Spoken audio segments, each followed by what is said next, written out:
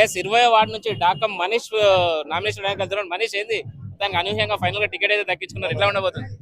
బాగానే ఉంటుంది అన్న. చాలా కష్టపడ్డాం ఈడ. మా ఫాదర్ 35 years వర్క్ చేసిండు ఈడ.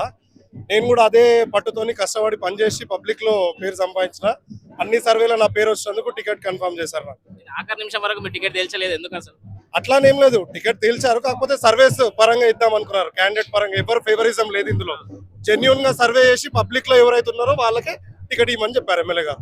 అంటే ఇది ఎట్లా ఉండబోతుంది? పర్ఫార్మెన్స్ ఎట్లా ఉంటుంది? మీ నాన్నగారికి మీకు చాలా గ్యాప్ ఉంది, వాటిలో మీరు ఇంత ముందు కూడా లేరు, జస్ట్ ఈసారే వచ్చినారు. అంటే జనాలకు ఆ కనెక్టివిటీ వచ్చిందా? నేను ఈ రోజు సడన్ గా రాలేదన్న. మా నాన్నగారు ఇంకా వర్క్ చేశాను. మళ్ళీ 5-6 ఏళ్ళు నేను కంప్లీట్ ఇళ్ళని లైఫ్ సాక్రిఫైస్ చేసి పబ్లిక్ లో నుంచి వచ్చిన. నేను పబ్లిక్ చూస్ చేసుకుంటూ వచ్చిన. నేను చూస్ చేసుకొని ఇళ్ళకి రాలేదు.